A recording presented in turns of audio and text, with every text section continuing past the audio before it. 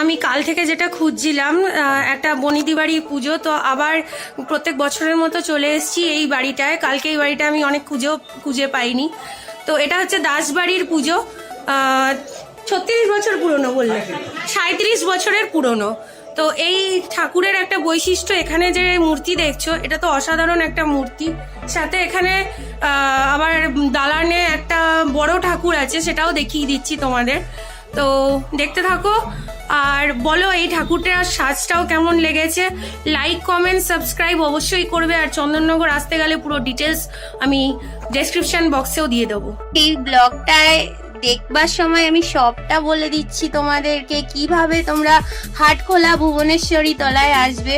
তোমরা প্রথমে আসবে যারা শিয়ালদা দিয়ে আসছো, তারা অবশ্যই আসবে চন্দননগরে চন্দননগর না, আমি বলে দিচ্ছি, সেটা হচ্ছে তোমরা শ্যামনগর নামবে। তো শ্যামনগর নেমে তোমরা আতপুর ঘাট হয়েও আসতে পারো। আতপুর ঘাট হয়ে এলে তোমাদের শ্যামনগর থেকে অটোতে উঠতে হবে, বলবে আতপুর ঘাট। আতপুর ঘাট থেকে লঞ্চে উঠলে এপারটাই হচ্ছে চন্দননগরের ঠাকুর স্টার্ট। এখান থেকে একটা অটো নিয়ে তোমরা বলবে যে হাটখোলা ভুবনেশ্বরী তলায় আসবো। এখানে তোমরা যেটা পাবে, হাটখোলা ভুবনেশ্বরী তলা মন্দিরটা পাবে, যেখানে প্রচুর ঠাকুর পুজো হয়, বড় বড় পুজো হয়, আর জগদ্ধাত্রী পুজোটাও বিশাল বড় করে হয়। আরেকটা যেটা তোমরা পাবে সেটা হচ্ছে এই দাসবাড়ির আদি পুজো, যেখানে দাসবাড়ির প্রতিষ্ঠিত মা জগদ্ধাত্রী আছেন, যে জগদ্ধাত্রীকে কোনোদিনই এরা বিসর্জন দেয় না, বাট যেটা প্রত্যেক বছর বানানো হয় সেটা বিসর্জন হয়। তো এখানে আসতে গেলে এটা বললাম শিয়ালদার রুট। এবার বলে দিচ্ছি হাওড়া থেকে যারা আসবে তারা কিভাবে আসবে। হাওড়া থেকে যারা আসছো, হাওড়া থেকে ডিরেক্ট চন্দননগর নামবে।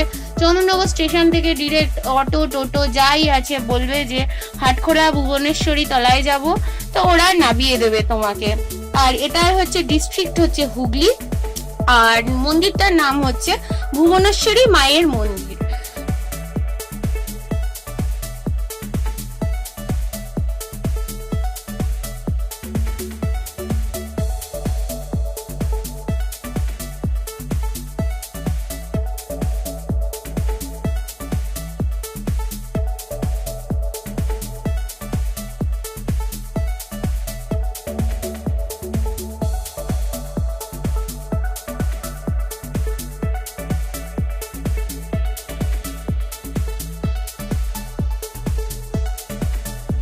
এবার যেটা তোমরা দেখো যে আমি যখন গেছিলাম ব্লগটা পুরো তুলেছি, ওদের সাথে এনজয় করেছি।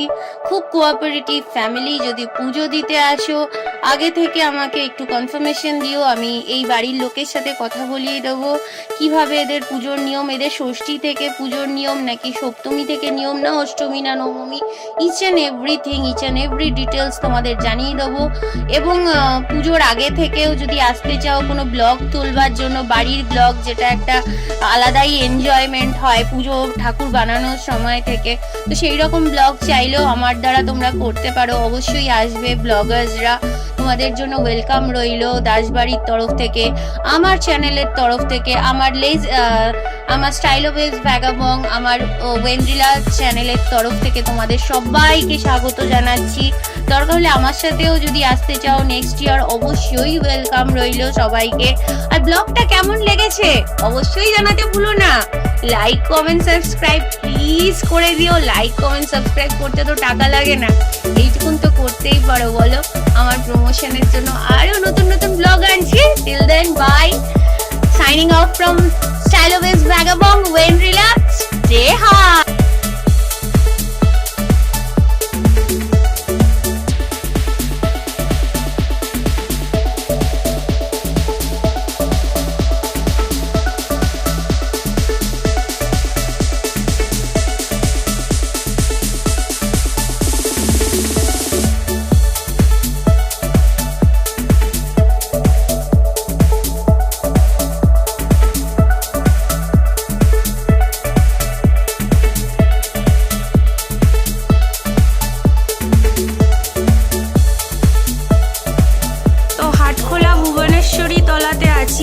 এটা খুব গলির ভিতরে, অনেকেই এই ঠাকুরটা চেনে না।